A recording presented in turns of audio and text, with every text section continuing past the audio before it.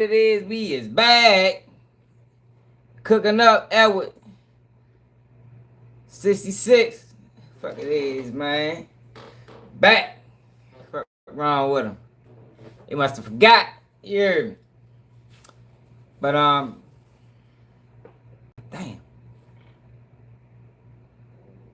I ain't got no lighter down here.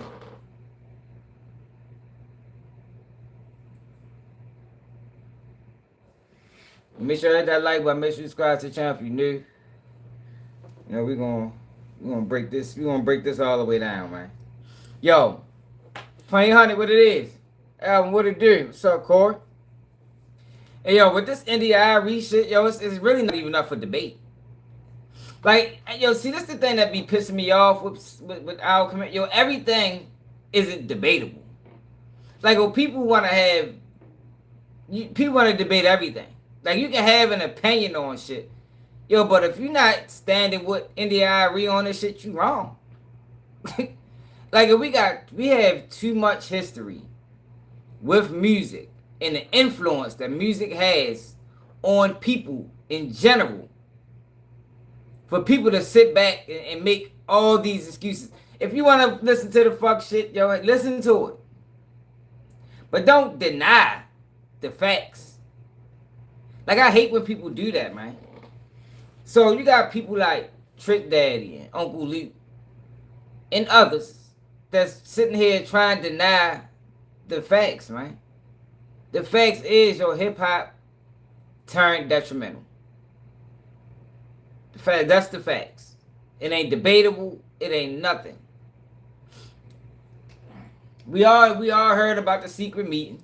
I believe the meeting was real. I believe the meeting was real.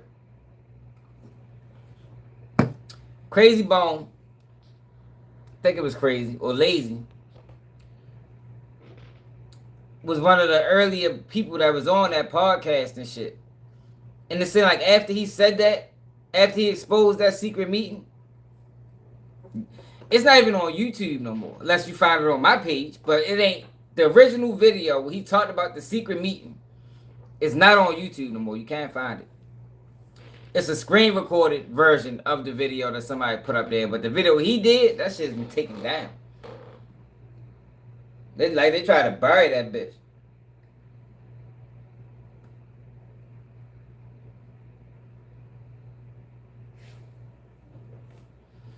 Then we got the Nolen Wells.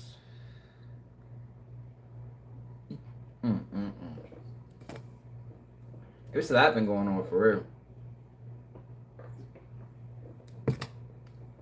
I seen the situation with the TikTok influencer, the girl Bree. I don't know. But yeah, make sure I hit that like button. Make sure you subscribe if you're new, man. We're going to try with some more people get in here. Hopefully YouTube don't play dirty today. Let us get some shine. You know what I mean? Let us get some airtime. What you got, Paul? Fuck it is. But yeah, yo, that Arie shit, Young Miami. Right is right and wrong is wrong, man. And when it comes down to hip hop, like I said in that video I did, yo, like hip hop is relatively young. My generation, and probably a little older, was the first generation that really got affected by hip hop.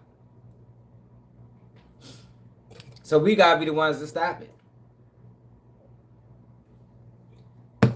Yo, even still today, right? At 40 years old, today, if I listen to too much King Von, man, that shit might, I be able to turn this shit off sometime. You hear me? Like, if I listen to too much gangster music at 40, I be able to turn it off. Like, I gotta turn on some get money shit. You feel me? Like, I gotta turn on some shit about some hoes, or, you understand what I'm saying? What's up, JB? Like, I can't ride around and listen to gangster shit all day 24/7. But this is the thing, right? The young kids can't do that. It's about maturity. It's about maturity. So when I'm young, I don't have the same mentality or the same mind frame that I got at 40. So I know at 40 when enough is enough. Let me turn this shit off. Let me change my mood, like JB said. Let me switch the mood up. Turn on some slow music, some getting money music, something. But the young generation, they don't get that part of it. So if they like something like a drill music, that's all they listening to. That's all they listening to. They don't understand that. They don't understand what it's actually doing to them mentally. They're not old enough. Their brain isn't even fully developed to the point where they got that much discernment to know when enough is enough. So when you got somebody like Young Miami doing TikToks, and you got all these kids going around singing this song, but you got people that's my age and older talking about ain't nothing wrong with the music. Yeah, but you at that age where you can, you know when to change the motherfucking channel. These kids are 17, 18, 19, 20, 15. They don't know when it's enough.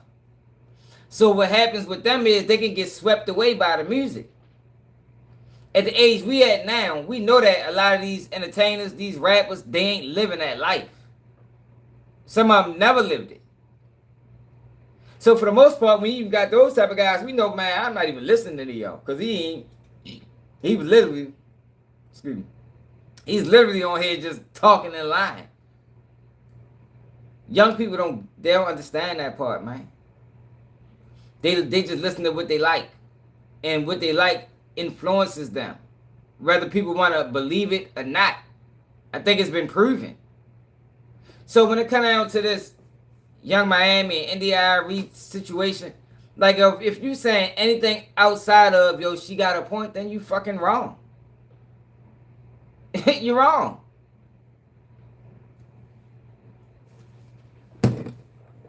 So two of the beneficiaries of pushing degeneracy in the black community, Trick Daddy and yeah, y'all, that's how I am. Y'all see the music I listen to?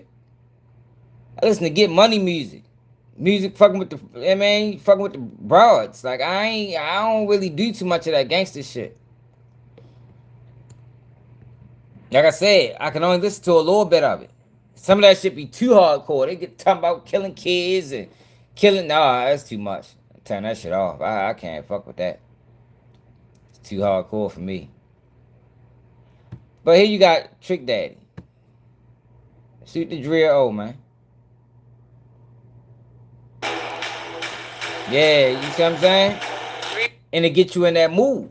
So that's the crazy thing about it. Like when you listen to money music, it gets you in that mood. That's why Jeezy was so successful. Even though it was drug selling, you understand? It got people in the mind frame of getting some money. That's what Jeezy did. Young Miami song is talking about boosters and scammers and hustler niggas that rock. Like, yo, since when did we start respecting a scammer anyway? Like, yo, this shit is crazy. Niggas ain't... a scammer, 9 times out of 10 is also a liar. You understand? Scammers aren't honorable people. Scammers are also rats. So it's like everybody pushing this. Cause this is the thing, when it comes down to the scammer. For you to be a scammer, you have to have a certain level of I don't give a fuck that speaks to your character. It speaks to your character. If we both broke, or we both in the same circumference, we're in the same environment, we on the same level, and you willing to scam me, that says a lot about you, bro. We ain't talking about bank robbers. We talking about the person that be like, man, look, yo, I got motherfucking, give me $500, I can give you $2,000. We talking about that shit. You feel me? Motherfucker, person might be really giving this last $500, and you just scammed them. Like, the scammers never been respected, yo. I don't think we should start respecting scammers. I don't think we should start respecting scammers. The scammer is almost on the same level as the rat when it comes to just being dishonorable. You know, because to be a scammer, you also gotta be a fast talker, and a lot of fast talkers are liars. A lot of fast talkers are liars, man. That's why they fast. That's why they talk fast. You ever hope you miss something? But got Trick Daddy bluffing ass. Be more Joe, what it is? Built for the unstoppable. Said money should not be motivation for self growth. You right. Hey, Ricky, you ain't lying.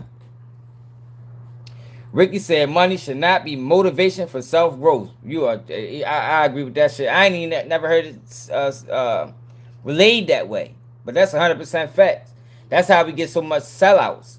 A lot of people do attribute money to self growth, and no, it's not. That ain't self growth, yo. Because look at AB. His bank account is growing like a motherfucker, but look what he doing. He's a prime example of money not equating to self growth. That nigga money is going up, but everything else is going down. You heard me? Out there fucking around with these little ass girls and shit that's barely of age. People gotta start understanding, yo, what media, man. Like I said, it bothers me the amount of black people that still don't understand media and why it is important that we control our own narrative, yo. Like, we cannot, for the rest of our existence in this world, continue to let other people control our narrative, man. And when it comes out of Young Miami, like I said in the video I did, the short that I did, yo, music is made by a committee. We heard Ice Cube said it the best. They get writers. And a lot of times these writers remain nameless. So you got Young Miami who probably distributed or gave the label 15 songs. And the label she didn't pick that song. So for everybody to say this is not an attack on Young Miami, man. This is an attack on the record labels. Like, we gotta put the flame to the feet that it deserves, yo. Like, this is not an issue with Young Miami. This is an issue with the labels pushing nonsense. And like I said, when it come down to us, 40, 30, I'm gonna say 35 to fucking 45. 48. Let's just say 50. I'm gonna say from the ages 35 to 50. We are the first generation. We was the experiment. Let's call it that. The hip hop experiment. We was the people. We was the generation that was heavily influenced by the music. We was the generation that was used to make privatized prisons a fucking success through music. So, being at the ages that we at now, we now have to be the generation that enlightens the younger generation, because we can't stop it. It's too many sellouts to stop it. But we gotta let them know, do not let that music control how you move out here, man. But it's so hard to do because we're fighting against a system, and we're fighting against Trick Daddy and Uncle Luke and all these other motherfuckers, because he know better. This man older than me. Or he could just be ignorant, so I can't say he know better. He should know better at his age.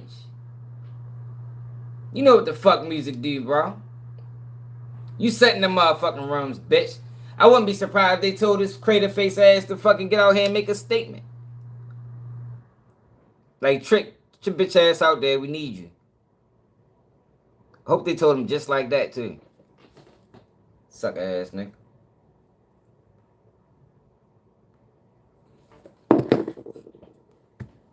Simply try to target a young black female that's doing something positive, that's in her bag right now. You talked about her bag when she put out certain singles. You talked about her. What Skino say, bro?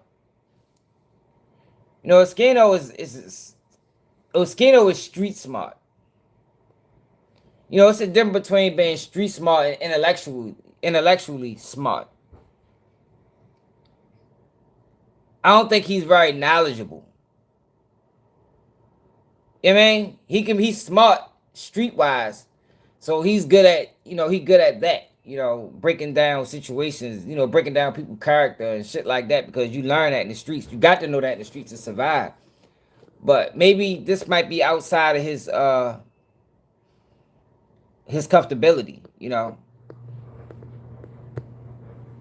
Over and over again with situations with who the nigga she was dealing with. Everything y'all get on this internet and act like y'all life is all peaches and cream. Bad breath, smelling ass. I know you. I know you mad. I know you hold mad and you jealous. You look at that young fine girl on that. And that's another thing too, y'all. Know what Trick Daddy is doing? Don't you know how when you call somebody out like a Charleston White or somebody for doing something flawed, and they be like, well, I'm getting money. When you say somebody is hating, when they're really bringing up a legitimate issue, like, that is dismissive as it can get. You don't want to address the real issue. That's what people do. When they don't want to address the real issue, they either say, you hating or I'm getting money. But we ain't talking about that. We're talking about the industry, not Young Miami, using Young Miami to push degeneracy onto the youth. Now, if you can't have a conversation, if you're not knowledgeable enough to have a conversation on that level, maybe sit this one out. For real, if you ain't over fucking 35, you might need to sit this one out. Immature. I ain't gonna say that, no. If you're not mature enough to say, all right, the song is catchy. I actually like the song, not me. I'm just saying anybody. I actually like the song, but I see what she's saying. Then, this call, you might just need to sit back and listen. See, the thing with the internet is, it gave everybody a voice to voice their opinion. But this conversation right here isn't opinion-based. This is not an opinion-based conversation. What India Arie said was factual. Whether you want to agree or not. It is what it is. Music is used to influence people. Music was used to make prisons profitable. That's what it is. Music is used for a lot, man. Like, this shit is crazy. Like, why do you think they get paid so much? Why do you think they get paid so much? Why do you think athletes and entertainers, why do you think they get paid so much? They get paid for their influence. They get paid for their influence. These people who are reaching millions, if not billions of people, have the opportunity to sway other people's thoughts. And they get compensated for that.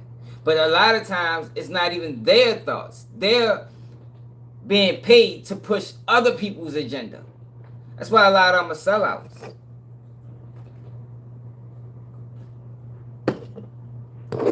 Miami ain't boosting. She ain't scamming. She don't want to ruin her life. She can ruin your life, man. I knew a whole group of scammers. Boosters. Up Park Heights, man. Sweep to them. Man, every single one of them motherfuckers went to jail. And they was doing that shit at a high level. All up and down the East Coast. If you know, you know. High level scamming. Boosting. Making a lot of money, too. Every single one of them did a bit. Every single fucking one of them. That shit ain't, that's a serious crime, yo. You boost enough, they send your ass to federal prison for that shit. Shit ain't no fucking joke. Yeah, yo. Yeah, Ricky. Yo, music is serious, man. Like, it's that shit, it's just crazy. Like I said, if you're not on that level mentally, yo, just sit back and look. Yo, there's nothing wrong with listening. See, but the problem is the loudest voices isn't explaining it the right way. Like how I explained it in that short I did, basically saying, yo, when hip hop first started, yo, we didn't know the impact. So that kills the argument of, well, y'all listen to it too, or Lord Kim listened to it too. I mean, Lord Kim did it, or Trina did it. That kills that argument. We didn't know. We didn't know that these lyrics was going to turn into the fucking culture. But now we do know. So, you know the saying, when you know better, you do better? We know better. So now we got to do better. Just because it was a thing, whenever it was a thing, that don't mean that we keep allowing it to go that way when we seeing that way it's taking us backwards. Yo, the black community has been moving backwards, man. Since the 60s. like think about that. Yo, since the 60s, yo, we have been moving backwards. How the fuck does that happen? With all the millionaires and billionaires and all the money we making, as a community, as a culture, we're going this way. How you think that's happening, man?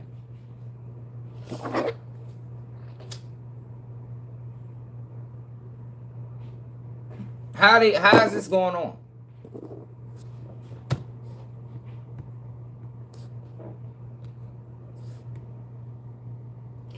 But I was basically saying, you know, I be getting sidetracked. Yo, we are the first generation that hip hop was used to influence, so we got to be the generation to stop it. We got to be the generation to stop it. We the only ones that can stop it. You know, because if we don't stop it, the message get lost. It's almost like when you dealing with old folks. Like, your old folks are important, man. Like, when they gone and dead and gone, yo, they taking their knowledge and wisdom with them if they ain't teach the next generation. People gotta understand that, man. I always take time to try to highlight my grandparents just to know what they know. In these clubs, each and every night, these appearances, these hosts, she dropping her hottest single out there. Yo, Miami, you better not let these old ragged ass bitches deter nothing you trying to do. That's why I don't you old bitch. That's why I would not you old bitch for the game to pass you by, bitch. So Trick Daddy has entered the chat, and he's defending Young Miami and her new single, Spend It. And I get it, because they're both from Miami. Comments is straight out. Got the hottest record in the world, not just the country, the hottest record in the world. They sing it in China, in Russia, Ethiopia, goddammit. Shout out to Young Miami, one of the baddest, the finest in the game right now. You bad body old bitches, not one foot. Right, and then India Arie has been classy since she came out. You feel me? Like, you talking about a woman that has been classy since she came out. She never portrayed the fuck shit. I just seen the other day, I think Dre O shared it, matter of fact, on Instagram, where JT was saying that she wanted to be like Jackie O back in the day. You know, Jackie O had some wild ass lyrics. And Jackie O said, well, I'm sorry. I apologize because I failed you. You see what I'm saying? Yo, when you get older, you start looking at some things different. I ain't never going to go the snitch route because that's different. But a lot of these people got older and realized that they was used. They was used. And your Miami mother got locked up for boosting. Let me see her receipt. Is she the other one? Yes. Ma'am, hold on, please. So look at this. Yes. Young Miami should know this is where scammers and boosters end up. That's not the video I wanted to show y'all though, but we might can look at that too. I ain't even look at it. Y'all know I don't be looking at videos before I send them to y'all. I mean before we watch it on stream. I just save it and then move on to the next. Hold on.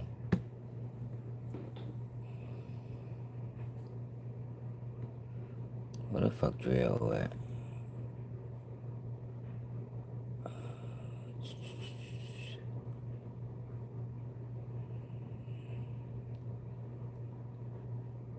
birthday. Where the fuck is Drill at?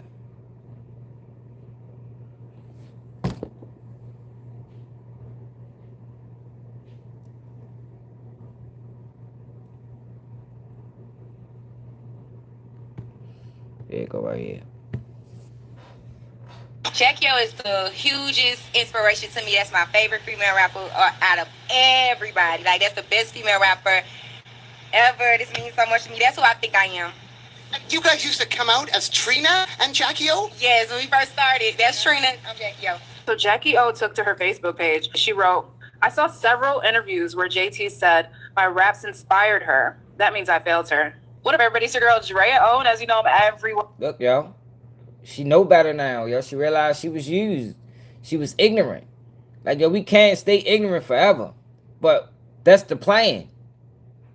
That's why when you got somebody like me or others that's organic and we trying to speak life into the culture, they do whatever they can to slow us down, man. Because this is where the money at. It's like they pick black people Where you go to be now all week. To be the motherfucking world's biggest consumers. You know, keep them ignorant. As long as they ignorant, they profitable. That's the game plan, man. Everybody's been talking about Young Miami's Spend That and India Arie calling it bad for the culture. There are a lot of people who are saying it's just a song. Well, if that's what you think, enjoy. But what I know is that music has power. While I was doing my research for the video, Straight up, I actually found another artist that had something to say. Do you guys remember Jackie O? Jackie O, stack and go, I'm back. Full package, head to toe, classy as high fashion. Wow. Pussy like dope, like so, let it go. Not the kind of drink, but the kind of smoke. You know what you want, boy, you might go broke. It ain't no joke, this pussy like dope. So, no, you don't have to talk about sex to be a female artist. Like me and Remy and Nikki and, you know, Kim and... Yeah, but it's not really... See, this is the thing, yo. This is not an opinion, yo. It's not an opinion. This is facts. And anybody that disagree is wrong. That's yo, it's too much data backing it. And for somebody like India Arie who's seen it, if you 50 and if you from 35 to not 35, because I was young. If you from 40 to 50, you seen it.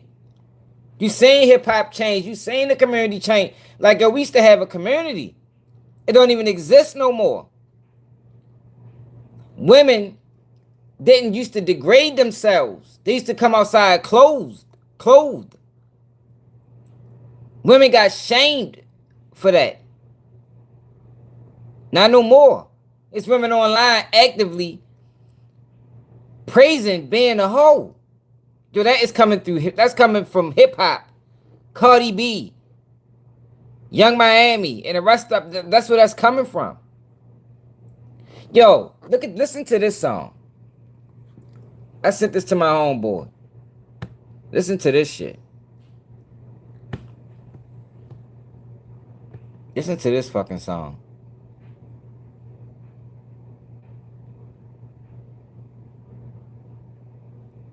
Listen to this shit, y'all. I done fucked so many niggas on stout. Pull them dicks out, I'm about to fuck the whole house. I done fucked so many niggas on stout. Pull them dicks out, I'm about to fuck the whole house. Come on now. Come on now. Get the fuck out of here, man. Like, what is that? Like, she should be ashamed even saying that. She should be ashamed. But that's the world that we living in, man. Music is doing it.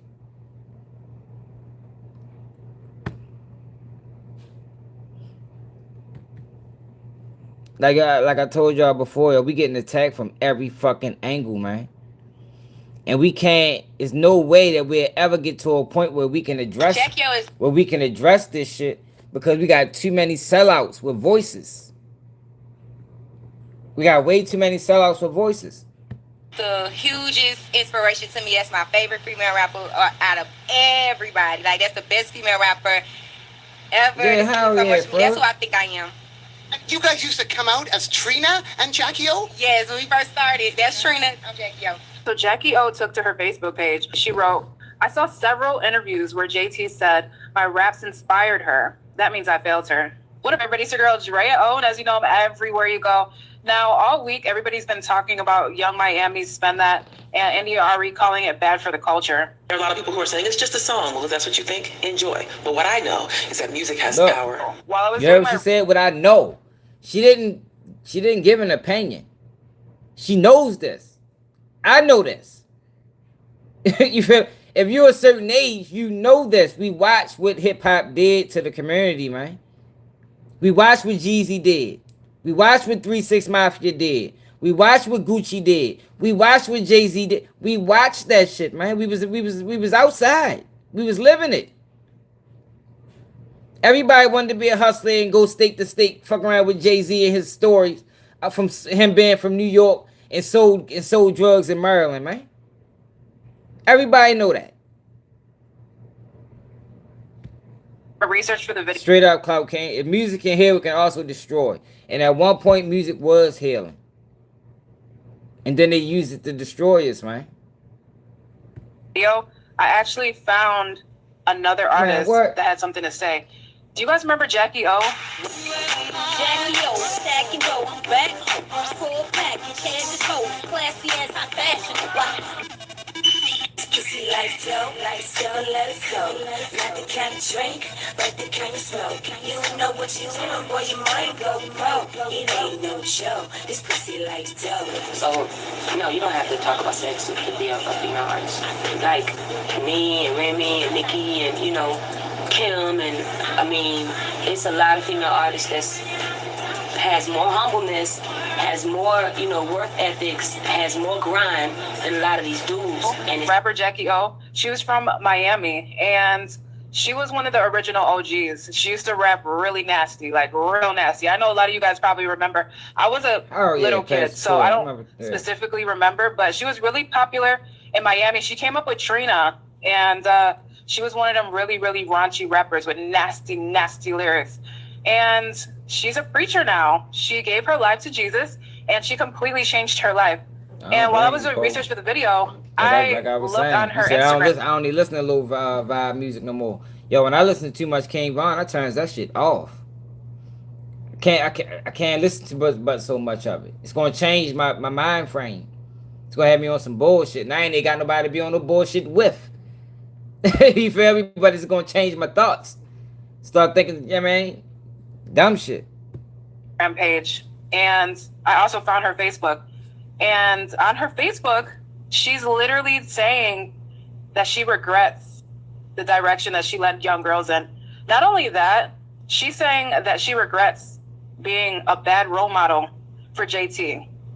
Now, mind you, she's a legendary rapper from Miami. So JT actually said that Jackie O was her inspiration. Jackie O is the hugest inspiration to me. That's my favorite female rapper out of everybody. Like, that's the best female rapper. Look, so this is a girl that grew up listening to that shit and mimicked her career behind it. So for people like Trick Daddy to act like, well, he didn't, and that's what I said, he never even addressed the issue. He just went on a whole rant. This is proof that music has power. Ever. This means so much to me. That's who I think I am. You guys used to come out as Trina and Jackie O? Yes, when we first started. That's Trina. I'm Jackie O. And JT actually said that Jackie O was her inspiration. And Jackie O saw that. And she took to her Facebook page to say that she regrets leading JT and other little girls in the wrong direction. She gave her life to Jesus. She's a pastor now. So let's go over what she had to say. A lot of people didn't catch the story. I actually Googled it, and nobody caught this story. So Jackie O is the hugest inspiration to me. That's my favorite female rapper out of everybody. Like, that's the best female rapper. Yeah, that's true. Ever. This means so much to me. That's who I think I am. You guys used to come out as Trina and Jackie O? Yes, when we first started. That's Trina. I'm Jackie O. So Jackie O took to her Facebook page. She wrote, I saw several interviews where JT said my raps inspired her. That means I failed her. What up, everybody? It's your girl Drea Owen. As you know, I'm everywhere you go. Now, all week, everybody's been talking about Young Miami's Spend That and India Arie calling it bad for the culture. There are a lot of people who are saying it's just a song. Yeah, see, my thing is, like, do what you gonna do, but don't act like she wrong. That's my problem with Trick Daddy and Luke. Yo, y'all sitting back act like this lady wrong.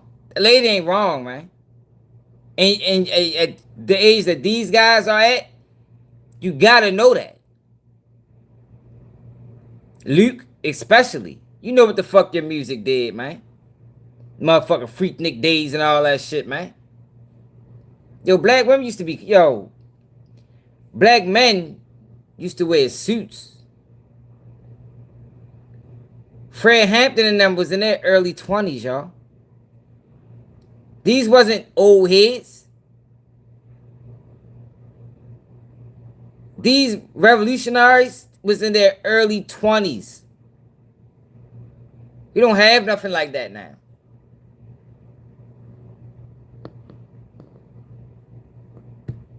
You feel about this young girl and her song? All the negative music that come out, you want it based on, you want to simply try to target now, yo, we don't get to the point where they was at mentally. Back then, they was there in their 20s. Now, we don't get to that point till sometimes we 40. Mid-30s. Some of us never get to the point mentally.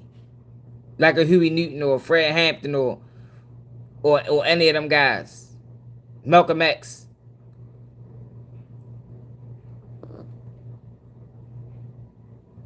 Yeah. Female that's doing something positive that's in her bag right now. You talked about her bag when she put out certain singles. You talked about her over and over again with situations with who the nigga she was dealing with. Everything y'all get on this fucking internet and act like y'all life is all peaches and cream. Bad breath smelling ass. I know you. I know you mad. I know you hold bad and you jealous. You look at that young fine girl who's on the. Let me explain something to you. You want to be celibate and you know, I'm celibate.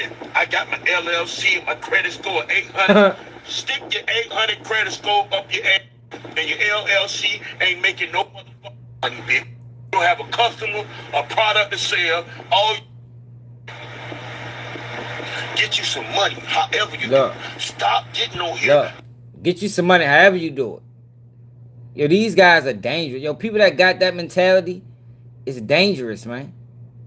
You dangerous to the culture, yo. You don't need no voice. If I need to take his voice box out.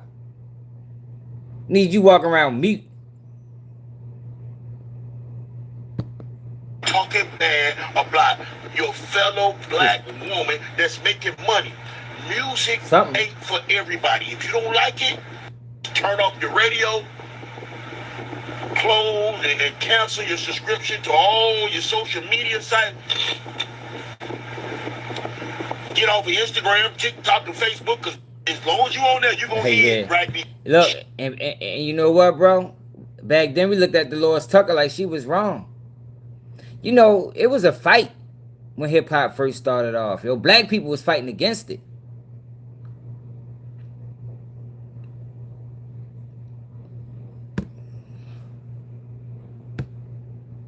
Dolores Tucker, hip-hop.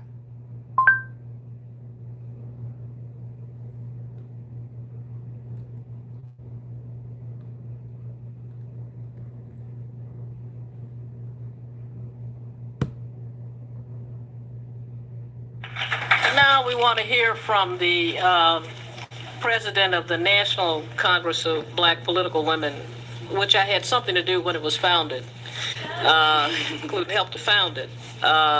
Who has had a distinguished political career in all right, and has of late been taking the lead on this issue of violence against women.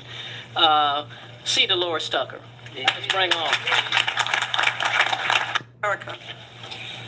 The National Political Congress of Black Women is a non-profit, non-partisan organization. This is 1993. In 1984, at the suggestion of Reverend Jackson, at the 1984 Democratic National Convention to empower African American women economically and politically. Its founding members do include some of the most prominent and concerned women in America, including Mary Berry and Dr. Dorothy Height, our mayor of this city, Alexis Herman, Dr. Gloria A. Toot, Jewel Jackson McCabe, Reverend Willie Barrow, Congresswoman Maxine Waters, Eleanor Holmes Norton, Curtis Collins, and Congresswoman Barbara Rose Collins. We embrace and salute the goals of this conference. Today we have all come together to join forces to address the issue of violence in the nation. A violence which has decimated our communities, devastated our families, and destroyed the souls of so many of our youth. It is imperative that we stop the agendas that are not too relevant as this, that we stop pondering over the issue of space exploration, that we stop debating whose diary we should publicize, that we stop arguing over what choices each lifestyle has. For today we must be serious about this serious situation, this plague, this death to our society. Our greatest fear right here in America is not from hurricanes or earthquakes, not from disease or war, but from violence one against the other.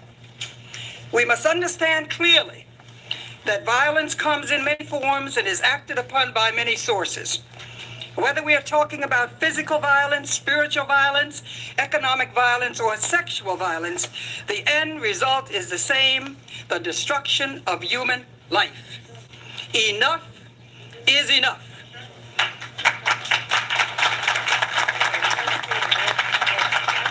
They probably silenced I'd like her, someone man. to bring me what made me say enough is enough. Where's my graphic? Bring it up here, please, somebody. They probably silenced her, man. She probably was getting threatened and all that shit when she was fighting against hip hop.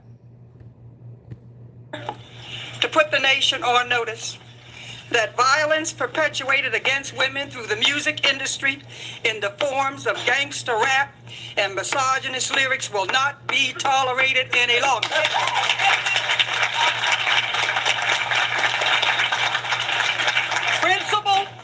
Principle must come before profit.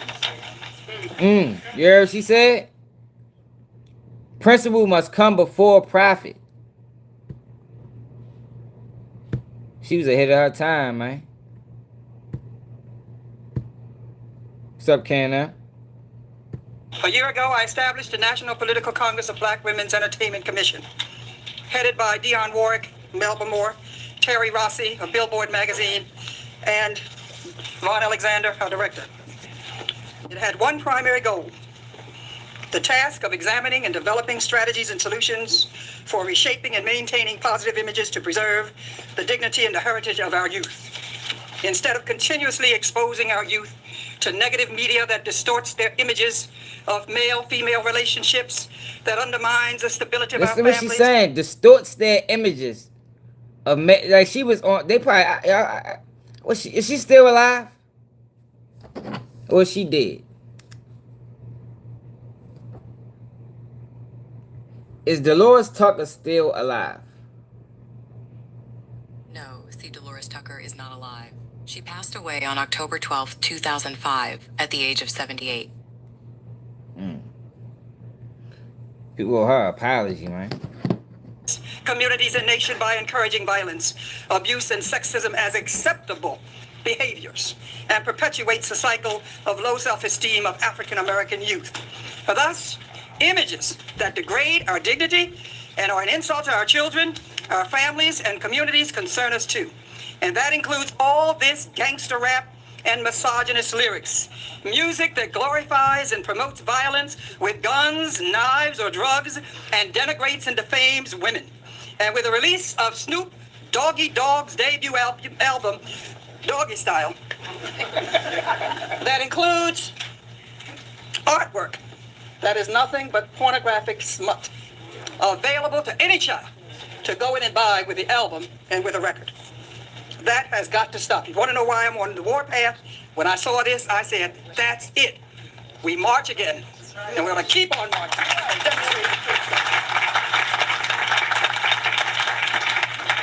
For 400 years, profit came before principle, as black women bore the brunt of slave masters' degradation. But even through the Middle Passage, the peculiar institution of slavery, the spirit of black women and their families could not be broken. Today, however, through the lyrics of rappers who display no respect for women, no respect for families, and little respect for themselves, the souls of our sisters are being destroyed, and so too their progeny. All of us have watched as the industry has grown. We have watched not really knowing, not really understanding, not first realizing the damage that is inherent in what some thought were merely words.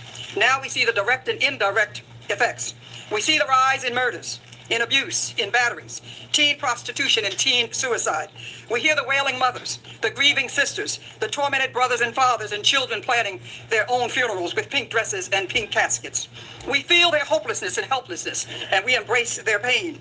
Yet in the midst of these tragedies, others still want to argue about the First Amendment right to freedom of speech, a freedom they have embraced to call African American women hoes and bitches and sluts, and even worse. As I see it, there are three things wrong with gangster rap and misogynist lyrics. It is obscene, it is obscene, it is obscene.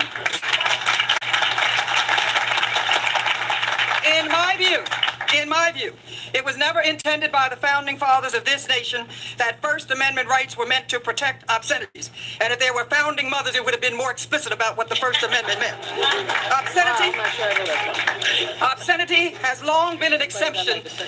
Obscenity, and we have the Attorney General here, I believe it's right. Obscenity has long been an exception to free speech. If the filth that is portrayed in these gangster rap videos and art is not obscene, then I submit that nothing is obscene. In 1992, the Canadian Supreme Court ruled that it was more important to ban speech that is dehumanizing to women than to protect free speech. African American women have always been the protector and nurturers of their homes, their families, and their communities.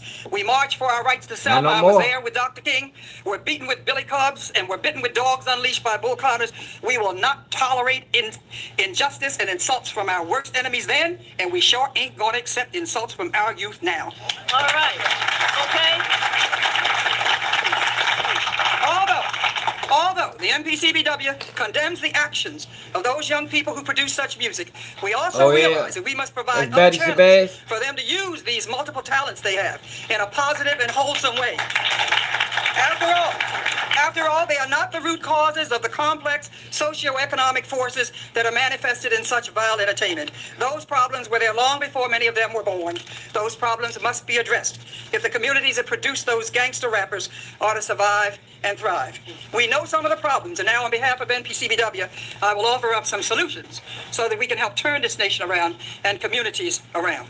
First of all, we must use all means possible to eradicate and ban the sale of illegal guns. We must remove guns from the hands of our children and our gangsters who are so proud of the power of the gun. That's number one. Number two, we must reinvent our educational system to include more vocational training to provide a successful transition between school and work for those who will not continue to go on to college. We must extend the school hours in the school year so that latchkey children teachers will be from their schools instead of from the street. We must provide educational opportunities for our prisoners so that they will be productive citizens when their tour of prison is over. I met with Senator Carol Mosley Brown, and I was very pleased to amend what she was introducing to the Senate, not only educational opportunities, but training opportunities as well. And she has proposed mandated training for all prisoners in education. Now, we must provide... That would be nice. Now, you don't have to say everything you want to say this time. You'll get to talk again. Well, I've just got one more page, and when I finish, I wait a long time to come, and let me just finish it. Please. Okay, well, if you... I only got one more little page here. All right. To provide community outreaches so that our youth who have embraced the gangs as their only family will find refuge in community institutions, neighborhood academies, and educational programs. Convert our unused military bases into institutions of peace, where men and women can be trained to become productive citizens who will contribute to the well-being of this nation, expand our nation's infrastructure where needed, and make this nation a powerful global force. I stand before you today with millions of my sisters to say that no one has the right to degrade, denigrate, dishonor, or disrespect African-American women. No one has a right to poison our children's mind and destroy our African cultural heritage. That is why the women of NPCBW and our supporters will demonstrate. We'll go to jail again and again and again, just as we did when we demonstrated at the Wiz in December, and Sam Goody yesterday. No one and no industry will be allowed to continue this social and psychological genocide of the women and girls of this nation. Stand before you today with the spirits of Sojourner Truth, Harriet Tubman, Fannie Lou Hamer, and Mary McLeod Bethune to say this: we will defy any force that will disrespect us and our families, and I apologize, Mary, my good friend. So I need to do a video on her. I wonder what they did. They probably ran a serious slander campaign on that lady. Sure they did. Somebody did a video on Tupac was wrong. She tried to warn us. Look, that bitch only got 462 views. So that's the only thing she got online? That's it, huh?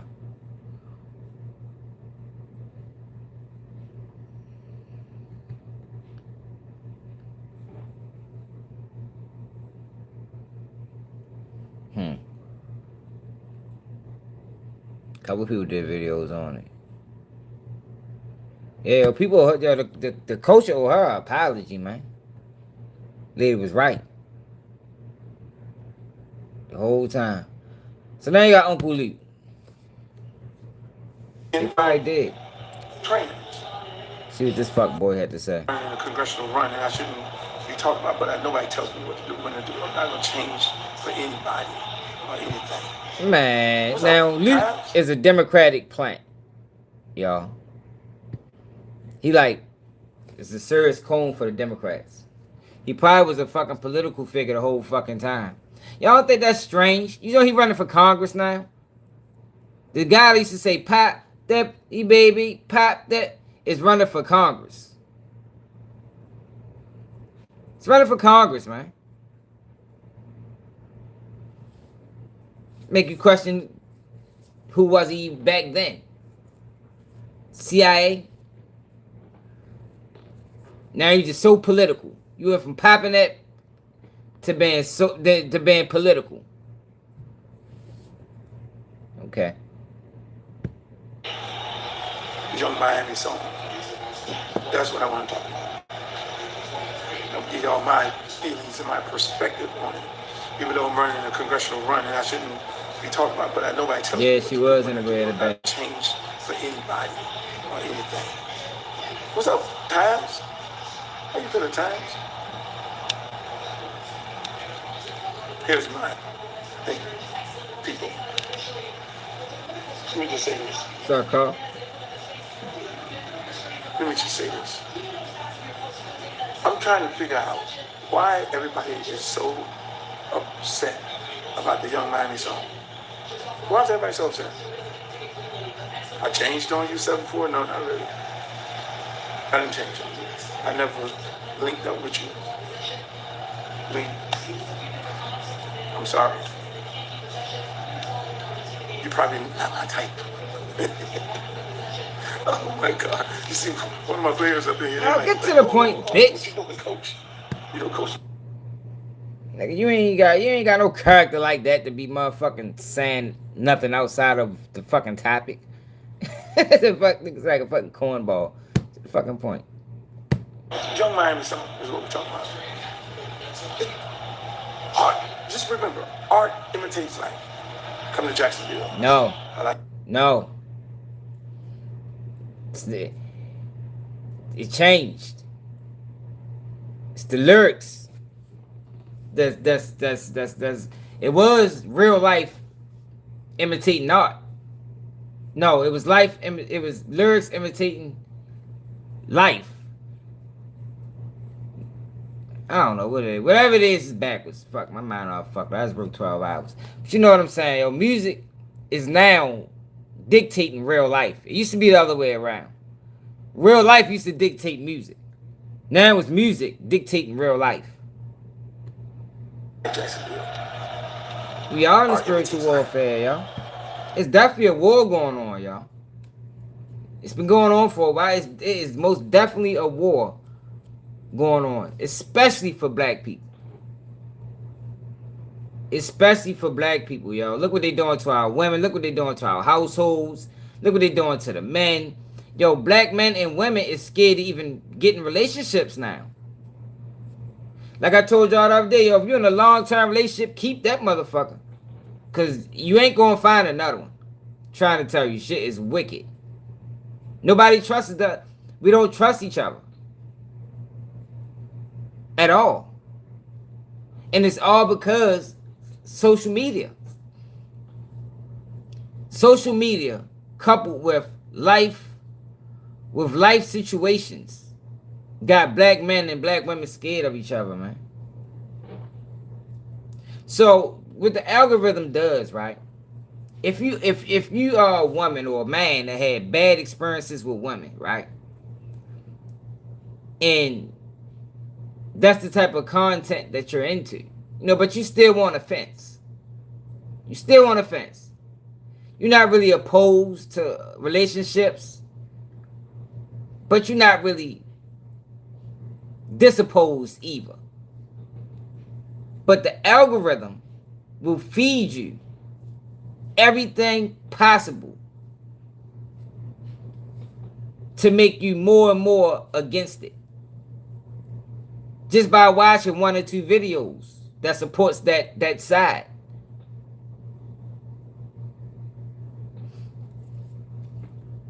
It's serious, man. It's a dirty game, man.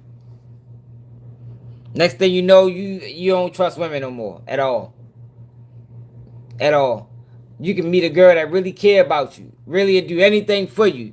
But just because of what you've been through and what you see on social media, because of what the algorithm is feeding you, you done went all the way down a rabbit hole. And it goes both ways. For men and women. Don't you understand that? I can really understand where she's coming from. They attacked me when I did records. Exactly, it's just lyrics. So when this girl, India, see, yo, he's too old. This what makes me think some of them is being paid. Luke, you 79 years old, bro. You 79, bro. You know good and goddamn well it ain't just lyrics. This man is 342 years old. Talking about it's just lyrics. Come on, my nigga. Fuck out of here. Arie, or whoever the hell it is. Listen, I have no problem with these Afrocentric type people, but they're always jumping into the conversation of wanting art to be created like they are. If everybody lived in the world of Jill Scott and all music was Jill Scott and India Arie and Afrocentric, we would be bored as. I'm sorry. I love the music. Yo, this is the thing too, yo. It's not about, yo, you listen to what you want to listen to. What we gotta get people to understand is that don't get consumed by it. That's the message that we gotta preach to the youth. We got consumed by it.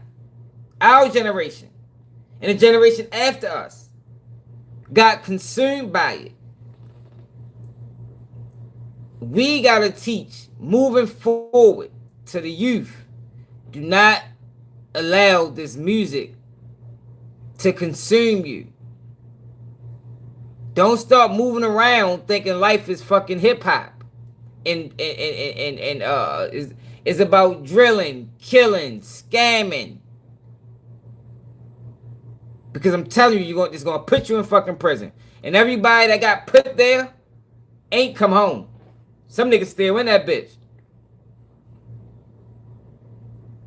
Some people is still in it. And then what happens, right, is you get a fake sense of reality when you see people like an NBA young boy that get into some of the same trouble that the people that listen to him get into, but he gets out. He gets another chance. When they get you, you ain't gonna get no another chance, man.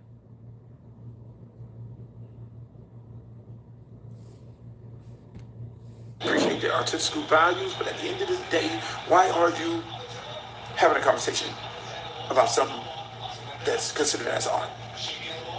Does anybody get all upset when the man is standing up there and people are looking at the sculpture, the art sculpture, or this man with his gypsy tools out? That's a terrible Nobody analysis. has nothing to say about that. But then it's always us. It's always black on Yo, that is, what the fuck is he talking about? You talking about art where you can draw your own conclusions. as a, like, you know, like a painting or a portrait or a statue.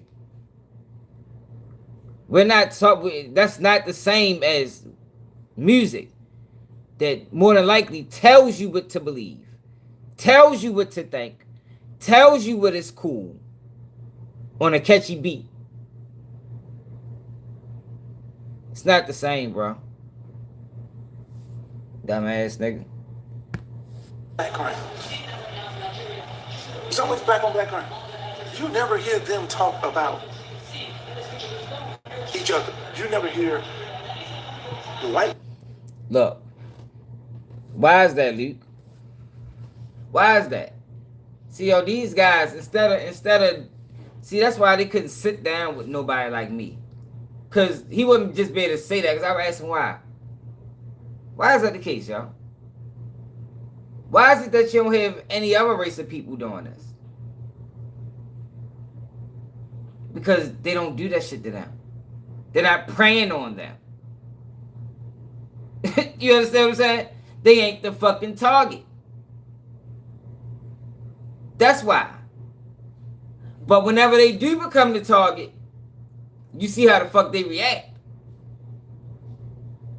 So don't sit back and play semantics with people, yo. Like, it's the reason why you don't hear them doing that shit, yo, because they're not being preyed upon. You don't have a whole bunch of white girls on this bitch telling white singers telling women to be hoes and fuck niggas, and you don't have that over there.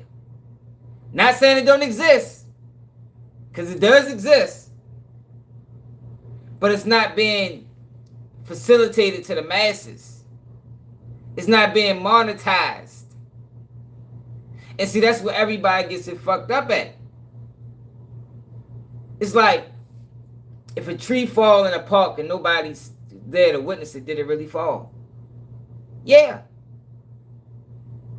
Just ain't nobody see it. You understand what I'm saying? So, a lot of people believe, you know, they come over here sometimes and they get talk about black culture, and that's why we do white on white crime month. You understand? Because just because it's not being put all over the place, that don't mean this shit ain't fucking happening. They'll say things like, oh, these team takeovers and black kids destroying things, and yeah, you see that because it's all over the place. But when the white kids do it, when their soccer team or hockey team win a championship, it ain't plastered everywhere. When their college basketball team win, they be on the motherfucking campus flipping cars over, setting them on fire. Yeah, it happens, y'all. It's just not monetized. Women talk about the white man. You don't hear the white artist talk about another white artist. Think about it. Where is it? No, but we have to go and we have to have an opinion about each other. And that's the problem that we have in our society right now today. Yo, he way too old to be If you're doing a song about boosters, half of the people who are sitting there talking about they got a problem with boosters, you know you bought something from a booster at some point in your life. Yo, this nigga is wildin'. Yo, that means nothing. Yo, it's things that can go on, yo, that don't gotta be highlighted to the world. That's what other communities do.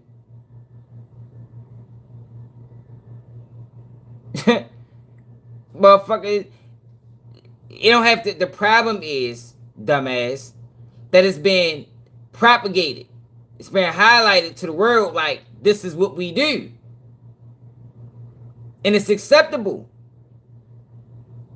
And we support it. Us, everybody. As a whole. And that's not the case, yo. Yo, it's people out here. It's parents and grandparents out here that if they find out you selling drugs, you can't get them $1 of that money. I want no fucking drug money. They can be struggling, paying for bills. And you can try to pay them with your drug money and they'll turn that shit down, man. I don't want it. Because you didn't get it honestly. Luke is way too old. Like I said, he's 742.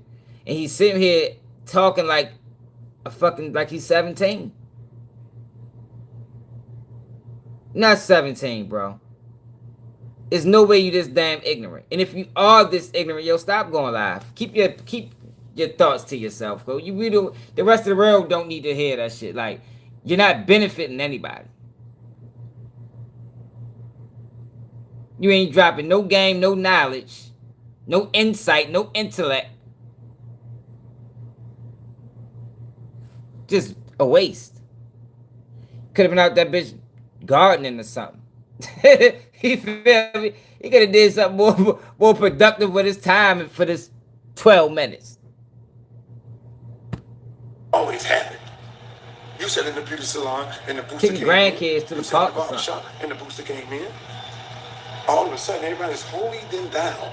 The young lady makes a song about boosting and spending that cash and men and the tricks and all that. That's what they're doing. See, in order for a record to be a hit record, you know what the qualities of it? What it has to have? It has to be relatable. No, it don't. No, it don't. No, it don't. And Luke knows that. No, it don't. They can make anything a hit record. Yo, they can make me the biggest blogger in a week. If they wanted to. They can make Luke have another fucking run. If they wanted to. Don't have to be relatable. What they do, they make it relatable. That's the problem that people have with this music. They're making it relatable. Hey, Mike, call my Instagram. Let's talk about it. Because anytime you come over here, you talking shit. Call my Instagram. With your camera on. And let's discuss it. Fuck boy. If you ain't gonna do that shit, then you need to shut the fuck up. In a massive way. I've always told my artists, look, man, don't sing about stuff that people can't relate to. You can sing that to yourself. It'll be only for you. So I'm here to defend Young Miami. Even though that's my homegirl, love her to death, I'm going to defend her and any other artist. Come on, bro. That's the game plan, bro. I hear a song so much on the radio, I end up liking it sometimes. That's the goal. They can force anything to be a hit. All you gotta do is put the marketing dollars behind it. Luke knows this, though. He's a motherfucking beneficiary of it. So why are you now online just saying shit that you know isn't true? Made me question who you really is, man. Political, Mr. Politics. You know what I mean? Went from shaking ass in the swimming pool and disrespecting women to a political figure. You don't really see that too often, y'all. Organically. The artistical values upon the world. It might. And I always Hit tell my people, if you Instagram. don't like it, don't buy it. Don't buy it. They jumped on Sexy Red. Booty Hole Brown. All of a sudden, and all I'm saying, bougie parties, it was playing Sexy Red. Everybody jumped out there. That's that. That's all. She's so.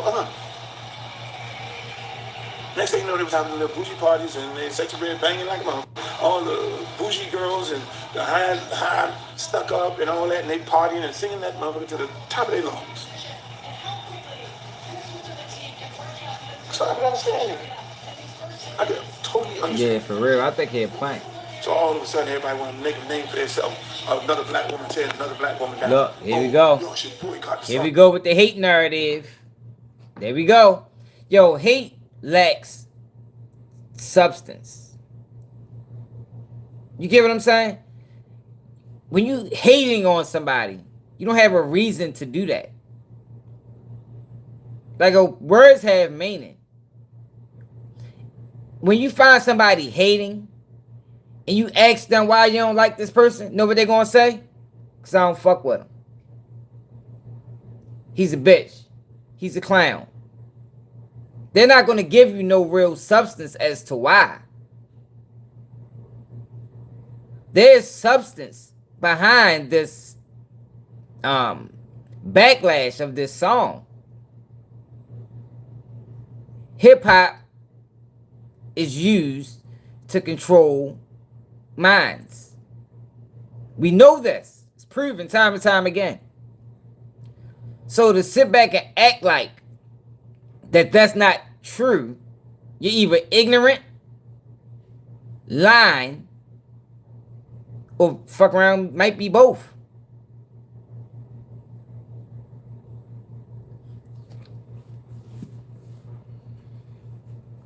I say this all the time. Anybody that I ever talked about, I can give you a reason why I talked about him and why I view him this way. It's never just going to be just because I don't like him. I don't like her. That's hate. That's hate. When you can't give a justifiable reason as to why you're hating. But if you can give a justifiable reason, a logical reason as to why you take issue with another person, then that don't qualify as hate. Hate can't be explained, man. Mike Green is a hater. You know what I mean? Mike Green is a hater. He's putting clown emojis. He's running his mouth.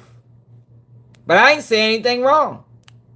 He can't tell you why he got so much anger towards me. You know, because he's a hater. You understand what I'm saying? I'm glad you're here, Mike. Use you as an example. Hell, boy, come on, something.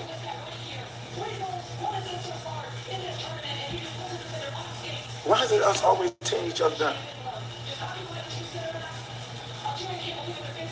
And this isn't about Young Miami. It's about the record labels. It's about the industry. Pushing degeneracy into our community. It's not about Young Miami. All she did was make the song. She ain't put the money behind it. She ain't, you know. I mean, you know, she gotta take some accountability.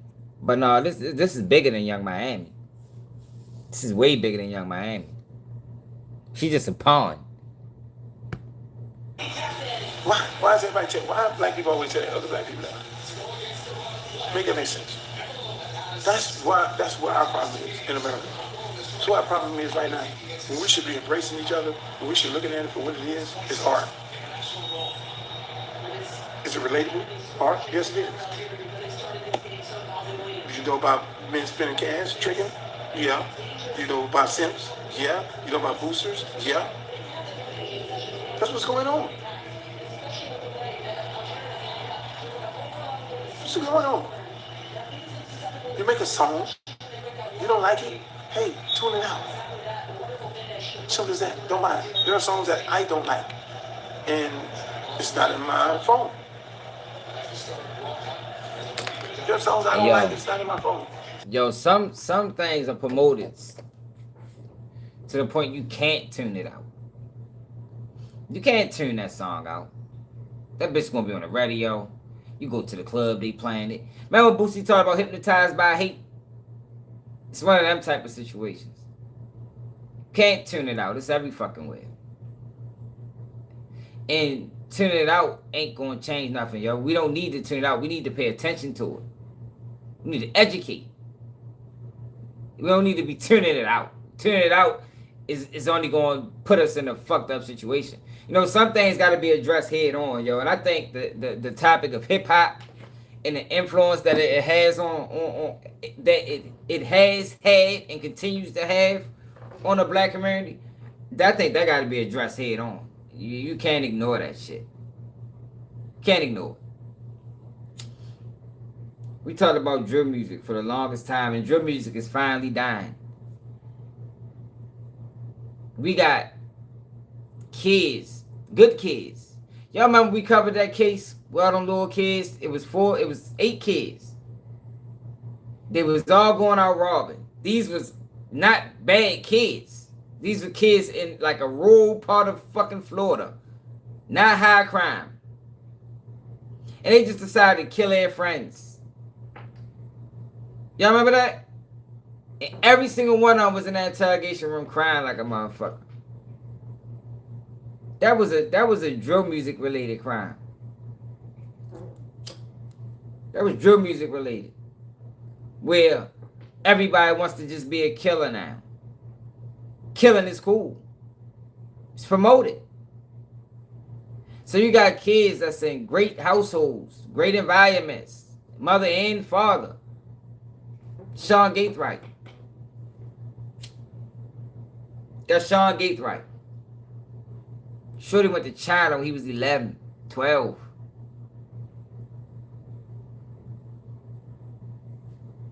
Caught life in prison for killing Julio Fulio.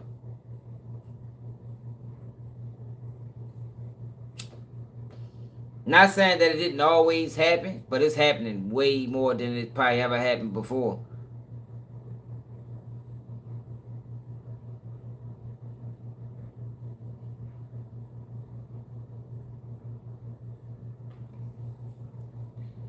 Send that shit to me, Al.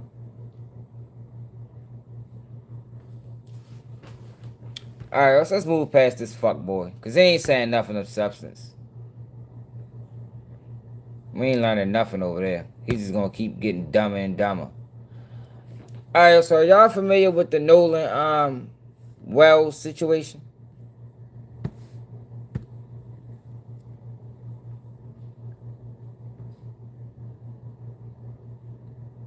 D.L. Hughley calls out Nolen Wells' white friends. Get fucked by no D.L. Hughley. So we gotta stop. These people are dangerous, man. They play both sides, man. Fuck about y'all. Both side playing ass nigga. Black teen found dead. I wanna see the real news. Fuck, real news ain't cover this shit. Body found. Authorities in Mississippi have located a body they believe likely belongs to a teen missing since the 4th of July. 18-year-old Nolen Wells was last seen on Horn Island Saturday. The barrier island is a popular vacation spot. The local sheriff's office says Wells was there with friends for the holiday when he was reported missing. ABC's Alex Perez is following this case for us. And Alex, great to see you. What's the latest with this? Yeah, Stephanie, officials unfortunately say it appears we're dealing with a tragic ending in this case after beloved 18-year-old Nolen Wells disappeared July 4th after going on a boating trip with friends. Now, sadly, officials say a body matching the description of the 18-year-old was recovered about 8:45 this morning just off the shore of Horn Island, a popular holiday destination about 10 miles off the Mississippi Gulf Coast. Now, the teen and friends reportedly took a boat trip to the barrier island for the 4th of July holiday. He was last seen on Saturday at about 3 p.m. After he vanished, his family and friends making an emotional plea for help, flooding social media with pictures of the outing showing Wells and a group of friends on a boat. The 18-year-old seen holding what appears to be a hard or alcohol seltzer in his hand. The Jackson County Sheriff's Department, the Cajun Navy, and many volunteers spending much of the weekend searching for Wells. It remains unclear what exactly happened to him. Authorities say they are still working to figure out what exactly went wrong here as this community now grieves. This is the dangers of just being black. A black man and a black kid in America. Like, you got a family that, you know, got to a point in life where they're not living in impoverished neighborhoods, right?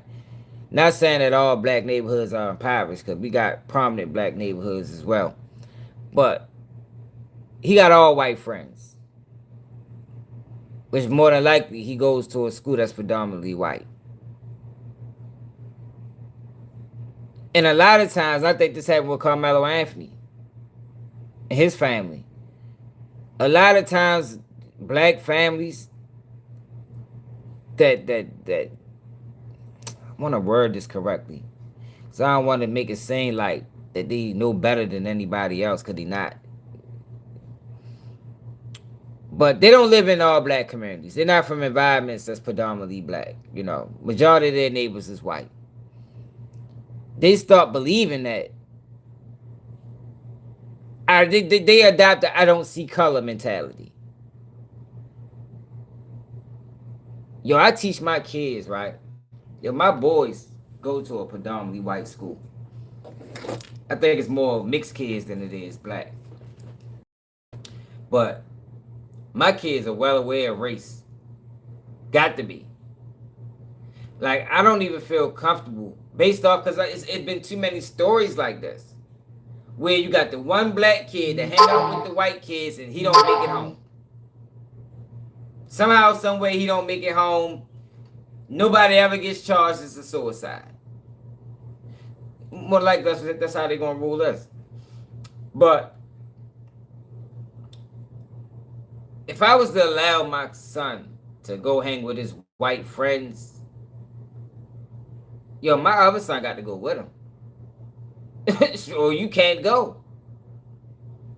It's either y'all both going or you can't go, bro. Sorry. I know they're your friends.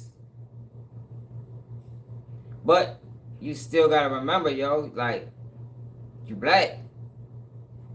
And it's sad that and that's the world that we living in, yo, but until we can change it, all we can do is teach it. You feel me? Like, that's you know, ain't no better way I can put it. If we ain't changing it, we gotta teach it. He shouldn't have even been with them kids by himself on no motherfucking trip. And I'm not gonna blame the family because, you know,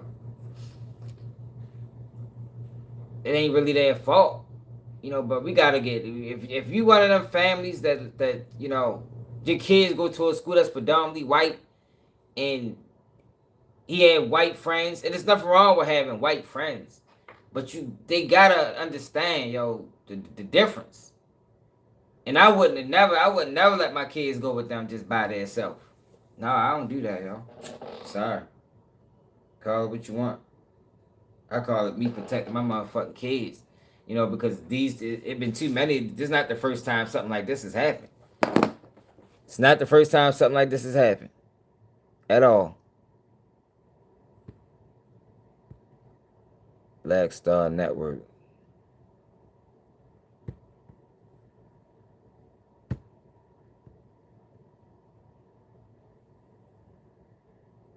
Yeah, he a hater, bro. What's up, Quint? He always come over here hating. He can't tell you why he don't like me. He probably Rilo or some motherfucking vibe I done got on with him past. Somebody on a fake page. Randy, here at the Lake Mars boat launch is where the investigation, or search party is going to be set up. You can see here over my shoulder, the Jackson County Mobile Command Unit is already here and set, and there is a pickup truck on the other side of it for the Jackson County Sheriff's Office as well. Now, they were here yesterday looking and searching the area. What we know right now is that Nolen Wells was last seen without a shirt in blue swim trunks with some sunglasses on around 3 p.m. on the 4th of July over at Horn Island. Now, he went out there with some friends to celebrate the weekend and celebrate the holiday and has not been seen, like I said, since 3 p.m.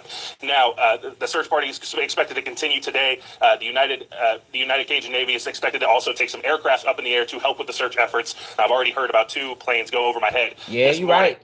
You're right, Paul. I mean, I like my chances with both my boys because they know they gotta stick up with each other. But you're right.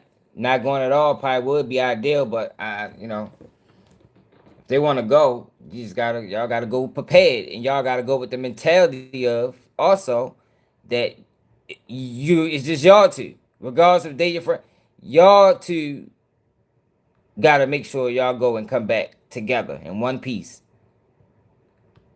and pay very close attention to everything that's going on. As well, we got a chance to speak with the United Cajun Navy earlier about this investigation moving forward. You know, if you were one of the group that was with him, or if you were on the island and you were there and saw anything, please don't be afraid to come forward and tell the authorities exactly what you know, no matter what you might think might be some consequences or whatnot. But it's very important right now in these critical moments that we get truthful, confirmable information. Now, the family and also Jackson County Sheriff's Department is looking for any information or any photos or videos that could have helped and could help pinpoint a timeline out there on the island on July 4th. If you were out there celebrating on Horn Island on Independence Day and you have anything that you feel like could prove or point to a person or timeline, it is asked that you send that in to the Jackson County Sheriff's Department. So it's a video circulating online, right? Look at this video. And it sounds like it sounds like there's an argument going on. And one of the kids say, listen to this. So listen to the voices in this video. And look at the bank for the black boy with blue swim trunks on.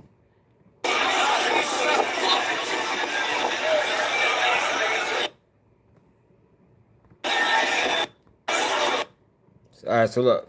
That's him right here. Look like it's another black kid. It's a few black people out there. But you can see that it's majority white. Alright. So this is him right here. Talking to his friends. And it sounds like they're arguing.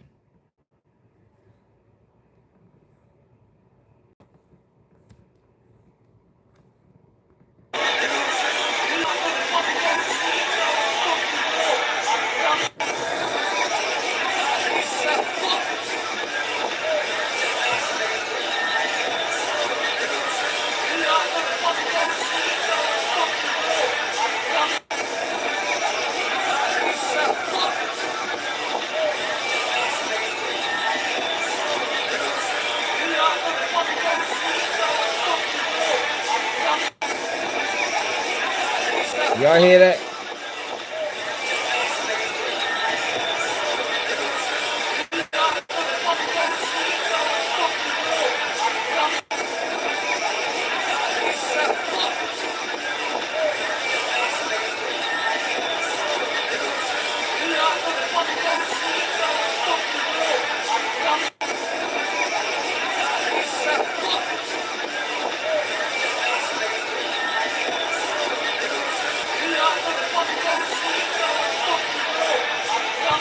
It does sound like he's saying something that resembles you're not getting on the fucking boat. It does sound like that.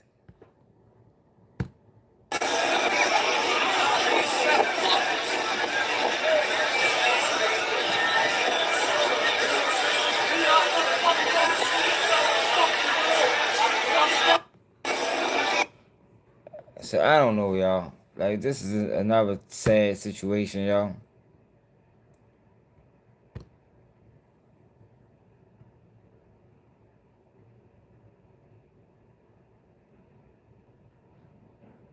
Oh yeah, remember this case right here?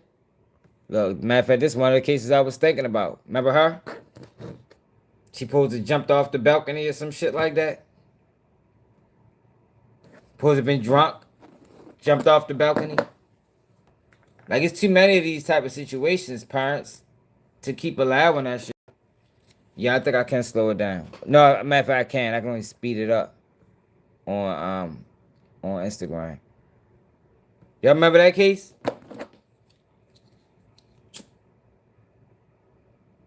Y'all don't remember that case?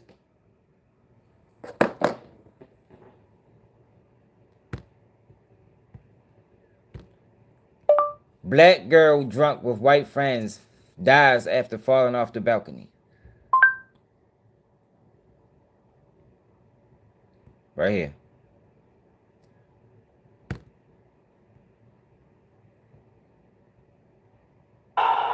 On this episode of Black Girl Gone, I'm revisiting a story that continues to haunt so many of us.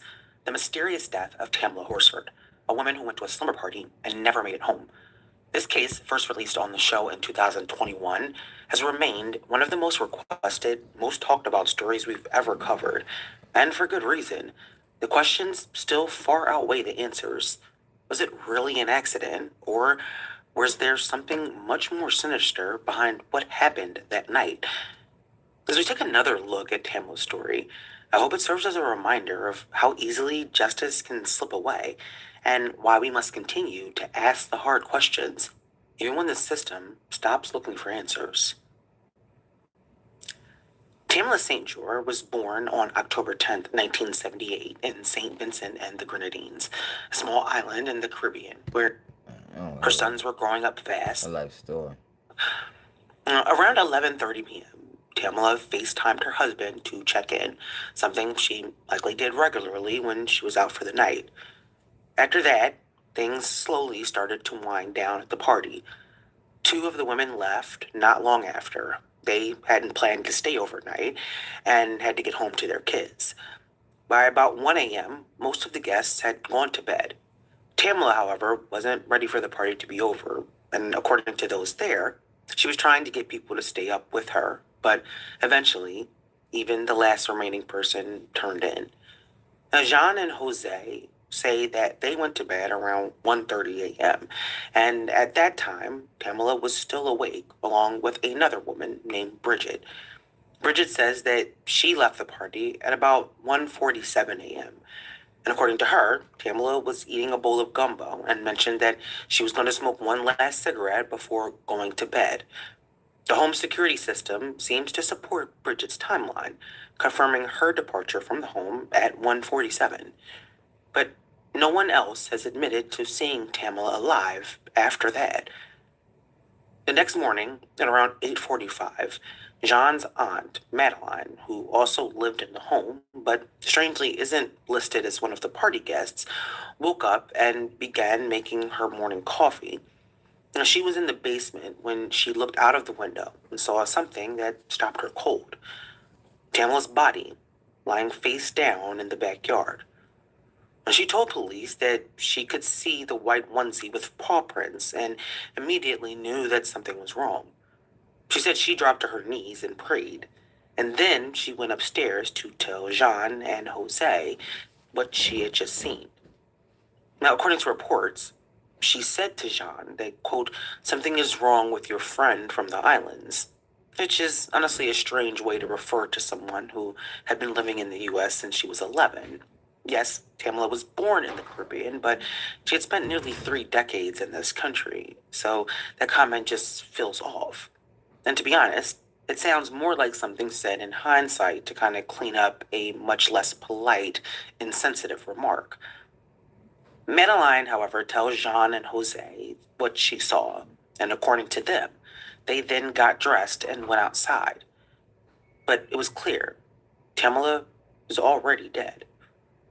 Just before 9 a.m., Jean placed a 911 call, and in that audio, she immediately begins offering what sounds like an explanation for Tamla's death, before any real questions are even asked. It's as if she's already setting the stage, trying to frame the narrative from the very beginning.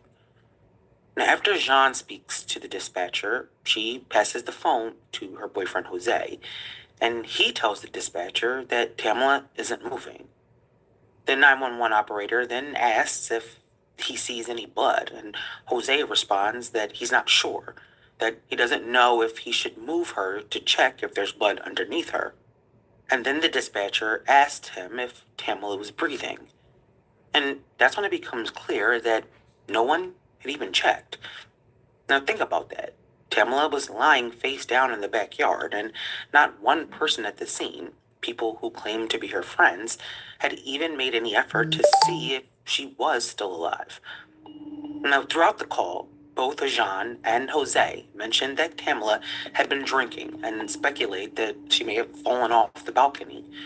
But what stands out most to so many people who have listened to this call is the tone, the complete lack of urgency or distress in their voices.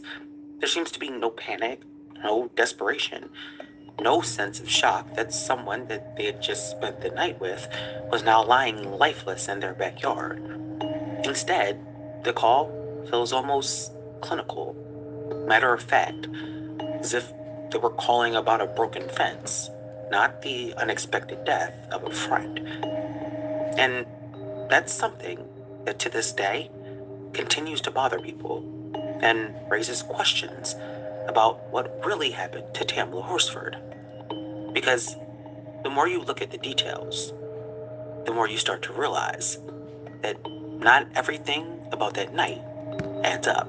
Let me speed it up. And what happened after the 911 call? Well, it only deepens the mystery. This video is sponsored by BetterHelp. Do you ever hit a point in your life where you just stop and think, this isn't how I thought things would look by now? That's where I've been. I thought I'd feel more.